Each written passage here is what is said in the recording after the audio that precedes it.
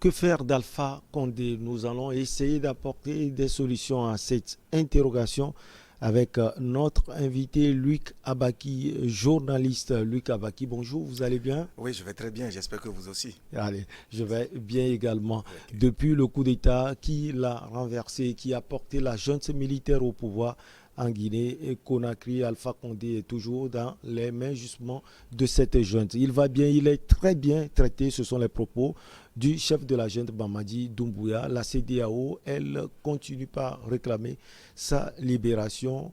Que doit-on faire d'Alpha Condé, Luc Abaki? Alors, merci beaucoup pour la question, mais est-ce que cette question vaut vraiment la peine d'être posée? D'autant plus que tout le monde connaît l'histoire d'Alpha Condé.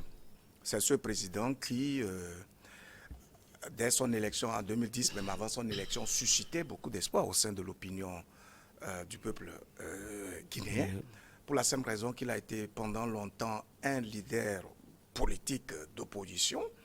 Et donc, lorsqu'il a été élu en 2010, quasiment à l'arraché, son élection avait suscité beaucoup d'espoir. D'autant plus qu'il défendait quand même de façon orale certaines valeurs et on se disait que, étant un intellectuel, ayant vécu dans les pays démocratiques, notamment en France, professeur d'université, etc., il apporterait un changement à la gouvernance d'un pays qui a été toujours caractérisé par la dictature, par des régimes dictatoriaux, etc. Mais quelle n'a été la désillusion du peuple guinéen Guinée. et même du monde démocratique africain que de voir Alpha Condé muet en un satrape, en un dictateur plus chevronné même que les régimes qu'il était supposé dénoncer, qu'il dénonçait et qui lui avaient d'ailleurs valu la condamnation, prison, ouais. etc., etc. Donc, à 82 ans et même 3 ans, 83 ans, Ouais. il décide de forcer tout pour briguer un troisième mandat. Et dans la foulée, donc, il laisse des victimes. Il met en prison plus de 700 prisonniers politiques. C'est-à-dire qu'ils n'ont pas commis de délits, mais parce qu'ils ne sont pas de même D'accord, avis que ouais. lui sur les actes qu'il pose, il les enferme tout simplement. Il fait tuer près de 400 personnes juste à l'occasion des manifestations politiques qui contestent justement les actes qu'il pose. Alors pourquoi aujourd'hui qu'on l'ait renversé, les gens mènent ce débat sur le sort qui doit lui être réservé. Mais il a porté un coup dur à la vie et à la cohésion nationale. Il a engagé le pays sur un bord mais extrêmement dangereux. Il a causé des victimes. Je pense qu'il doit répondre. Dans une république, en fait, lorsque vous portez un coup à la démocratie, aux droits de l'homme ou à un certain... En tout cas, vous commettez des délits ou même des crimes, vous devez pouvoir répondre. Je ne sais pas pourquoi nos chefs d'État ont tendance à penser que leur vie valent plus que les citoyens. C'est-à-dire que toutes les vies sont égales.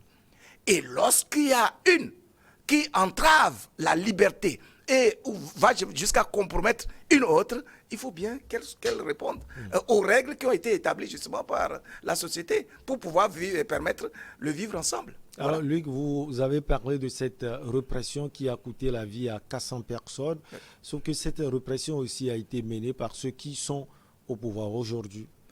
Mais jusque-là, vous savez, on est quand même dans un contexte de gouvernance d'État. Et donc, il y a quelqu'un qui répond en premier pour le compte de l'État. C'est-à-dire que Alpha Condé est la personne en qui le peuple guinéen a investi sa confiance, lui a donné sa destinée, de manière qu'il puisse donc gérer et construire son devenir. Donc, lorsqu'il y a des dérapages à cette occasion-là, et pendant qu'il est encore sur le piédestal de l'État, il lui revient en fait d'appliquer la loi. S'il ne le fait pas, et il laisse que ces genres de dérives puissent avoir lieu, mais il est le premier comptable. Il faut bien qu'on établisse aujourd'hui la preuve. Mais lorsqu'on le mettra devant la justice, il faut que lui, il vienne dire, non mais écoutez, ce n'est pas moi qui l'ai fait, mais voilà, c'est vous là qui m'avez renversé, qui l'avez fait. Mais il faut bien qu'on le traduise, mais je crois que le colonel Doumbia est bien dans cette logique-là. Il dit clairement qu'en réalité, parce qu'on lui a demandé si... Mais, est-ce qu'il ne peut pas lui accorder une amnistie et puis le laisser partir, tout ça. Il dit, mais c'est ce qui nous a conduit à l'état où nous sommes. La personnalisation du pouvoir.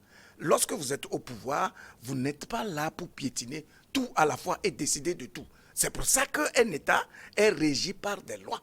Donc, si Mamadou Doumbouya se permettait aujourd'hui de le laisser partir de cette manière-là, on est justement en droit de le soupçonner de ce que lui-même il se reproche des choses. Et donc, si jamais on traduisait un Alpha Condé en justice, il se pourrait qu'il puisse citer son nom comme ayant été complice des exactions et de tout ce qu'il y a eu comme dérapage, justement, dans la gouvernance sous la gouvernance de Alpha Condé. Je crois qu'il fait bien de dire, aujourd'hui, nous voulons rétablir les fondamentaux d'une république en Guinée. Et donc, il faut que chacun s'assume. Il faut qu'on retrouve le creuset dans lequel les citoyens s'aiment et ont une vision commune parce que nous visons un meilleur devenir, un devenir commun. Donc, il faut travailler sur l'intérêt général plutôt que sur les intérêts particuliers. Je crois vraiment que Alpha Condé doit pouvoir répondre devant la justice, mais il est en droit donc de se défendre comme il se doit, de manière qu'on puisse rétablir les vérités et situer les responsabilités. C'est important. Alors, c'est lui, Alpha Condé, qui l'a fait revenir en Guinée-Conakry. Il serait aussi de la même région que Alpha Condé. Est-ce que tous ces aspects peuvent peser en faveur d'Alpha Condé au finish, nonobstant sa sortie de l'autre fois? Non, mais écoutez, si des éléments comme ça devaient raconter, on ne l'aurait pas renversé. Entendons-nous. Et puis, j'ai bien suivi Mamadou Doumbouya, qui dit clairement qu'entre la loyauté à un homme et la loyauté à un État, il a choisi la loyauté à l'État et au peuple guinéen. C'est clair et net. Et donc, si tel est le cas, ça veut dire qu'il est mu par l'ambition de refédérer l'État guinéen, de faire en sorte que l'ensemble du peuple guinéen puisse commencer à se dire, nous appartenons à quelque chose de commun, nous devons travailler ensemble, main dans la main, pour pouvoir construire notre pays. Parce que, voyez-vous, tous les gouvernements étaient passés, ont œuvré pour dilapider les richesses, mais les insolentes richesses de la Guinée. Je rappelle en effet que la Guinée détient la moitié, les 50% des gisements de bauxite dans le monde. Et il en est le troisième producteur dans le monde aujourd'hui. Lorsqu'Alpha Condé était arrivé en 2010, la production du bauxite était d'environ 10 millions. En 10 ans de gouvernance, il a multiplié ça par 8, c'est-à-dire 80 millions de tonnes de bauxite de production en Guinée. Mais toutes ces mannes générées par donc, ces productions-là, mais sont partis dans les paradis fiscaux, dans les réseaux, et le peuple reste toujours laissé pour compte. Dans ces conditions, ça veut dire qu'il était d'une irresponsabilité notoire, qui montre que, en fait, ce n'est pas un leader, ce n'est pas un homme d'État qui est mu par le meilleur devenir de son peuple.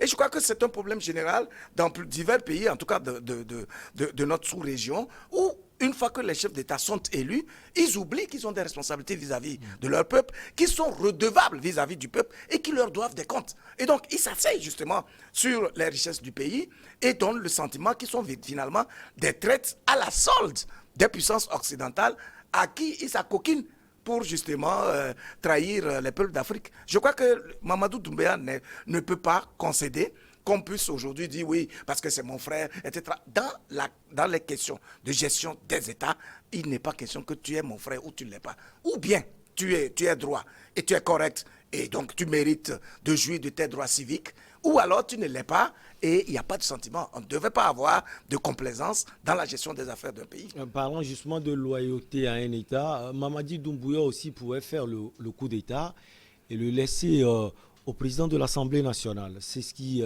normalement, est bien. Non, mais vous savez, les régimes, comme je le dis, sont pourris. Et pourquoi il a décidé de faire le coup d'État? Certainement parce qu'il porte des aspirations. Et c'est ce qu'il est en train de communiquer aujourd'hui. Il dit clairement vers où il veut conduire l'État malien. Étant dans ce pays-là, il connaît les réalités intrinsèques liées donc au contexte malien et la marge de capacité, voilà, de capacité de chaque acteur. Qu'il fasse à quoi ça servirait alors de faire un coup d'État et ensuite de ramener le président de l'Assemblée nationale juste parce que la Constitution dit que qui fait partie du système aussi. Voilà, en cas de vacances du pouvoir, c'est le président de l'Assemblée nationale qui doit donc gérer le pouvoir. Donc, à partir du moment où c'est un coup d'État, il faut l'assumer. Et je crois que ce colonel fait bien de dire, bon voilà, j'ai fait le coup d'État, voici les raisons qui fondent mon engagement pour le pays guinéen, Et donc, je m'engage véritablement à poser des actes nobles qui visent le meilleur devenir du pays. Il n'a même pas besoin de concéder ça à une autre personne parce que ça ne résolvera aucun problème. Dès lors que le système est pourri et qu'il sait qu'il a les trempes nécessaires, ou du moins qu'il peut se donner les moyens de pouvoir réorganiser l'État guinéen, il va falloir qu'il assume jusqu'au bout, de telle manière qu'au bout, il soit véritablement le seul comptable. Et il a fait une récente sortie à la télévision nationale guinéenne. L'autre fois, il dit que Alpha Condé est bien traité pour le moment. Bah, tant mieux, je crois qu'il n'avait même pas besoin de se prononcer là-dessus parce que lorsque Alpha Condé enferme des citoyens guinéens, il ne rend pas compte des conditions dans lesquelles ces derniers sont. Et donc c'est un privilège qu'on l'accorde, mais je ne suis pas d'avis qu'à partir du moment où il a commis un certain nombre de choses, qu'on soit obligé de rendre compte de comment il est traité. Mais il faut accélérer justement le processus qui permet de le traduire devant la justice de telle manière qu'il puisse défendre justement sa cause et donc s'expliquer devant l'État malien, etc., etc. Mais que le président de la République soit obligé de sortir sur les antennes et rendre compte de comment le monsieur est traité, je trouve que c'est un détail qui n'est pas important parce qu'il n'a jamais fait pour les autres citoyens qui ne sont pas, pour les autres Guinéens qui ne sont pas moins citoyens que Alpha Condé. Alors, la CEDEAO, quant à elle, demande toujours sa libération, une version aux antipodes de la version des gouvernants actuels de la Guinée-Conakry. Non, mais on comprend. Vous savez, le problème qu'il y a avec nos institutions sous-régionales, c'est justement que les chefs d'État, à un moment donné, oublient carrément, comme je l'ai dit, qu'ils sont redevables vis-à-vis de leur peuple. Et ils ont cette tendance à créer plutôt un syndicat où ils défendent des causes personnelles plutôt que de défendre les causes nationales, de défendre le meilleur devenir de leur pays, d'œuvrer pour fédérer les énergies autour des valeurs. Voyez-vous, quand Alpha Condé posait ces actes-là en Guinée, la CEDEAO était là. La CEDEAO n'a pas eu l'honnêteté, la franchise, l'audace, même le courage d'interpeller Alpha Condé et de lui dire qu'il ne doit pas le faire, au risque peut-être de le faire sortir donc de cette communauté, de cette CEDEAO, etc. Elle s'est montrée complaisante. Mais pourquoi? Parce qu'en réalité, beaucoup de chefs d'État sont comptables de ces genres de dérives dans notre sous-région. Et donc, du coup, ils préfèrent défendre vraiment leurs amis, essayer de camoufler, de tolérer. Il se montre complaisant jusqu'à ce que les choses ne se gâtent. Alpha Condé lui-même était dans une illusion d'un pouvoir absolu. Parce que lorsqu'il forçait les choses, il y a eu des institutions internationales qui l'ont interpellé. Amnesty International, des puissances occidentales qui lui ont dit, écoutez, il ne faut pas procéder de cette manière-là, etc. Il a dit non, mais je maîtrise la Guinée. En Guinée, il y a la paix. Mon peuple se retrouve en moi. Mais vous qui êtes en train de vous agiter, allez vous intéresser aux pays comme la Syrie, l'Afghanistan, le Haïti, etc. Parce qu'il n'y a pas de crise en Guinée. Il l'a dit, il a forcé, il est parti aux élections. On lui demande, écoutez, essayez alors d'ouvrir le dialogue, libérer les prisonniers politiques, libérer même votre adversaire politique, le chef de file de l'opposition, qu'il avait bunkérisé d'ailleurs. Il ne l'a jamais fait. Au contraire, il a saisi son passeport et l'empêchant justement non seulement de sortir de chez lui, mais d'aller hors du pays. Donc, ce monsieur-là, toutes ces dérives-là dont il était responsable, mais la CEDEAO était là.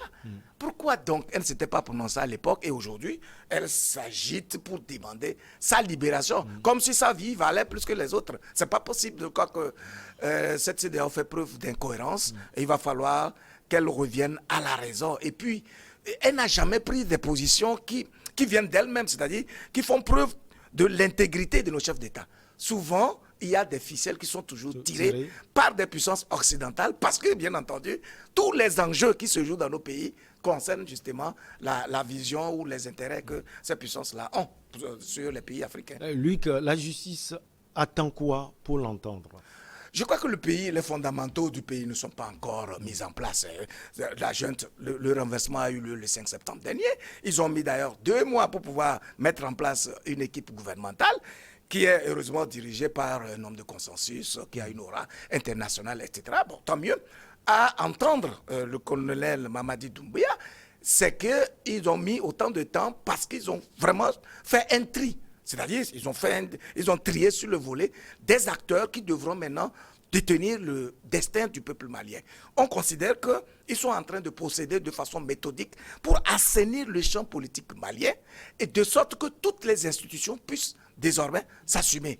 Nous, on met une présomption positive sur cette équipe-là en espérant donc que ces acteurs sauront joindre l'acte à la parole. Parce que c'est ce genre de parole que nous voulons. En fait, c'est cette aspiration qui est portée par l'ensemble du peuple. En témoigne justement la mobilisation des liesses, les liesses qu'il y a eu lorsque les peuples maliens ont appris que leur président, qui était devenu un dictateur chevronné, a été renversé. Merci beaucoup à vous, Luc Abaki. Le merci, c'est à vous, mon frère. Allez, on marque une petite pause. On reçoit l'invité du jour. C'est le journaliste sportif togolais, Henri Akodo.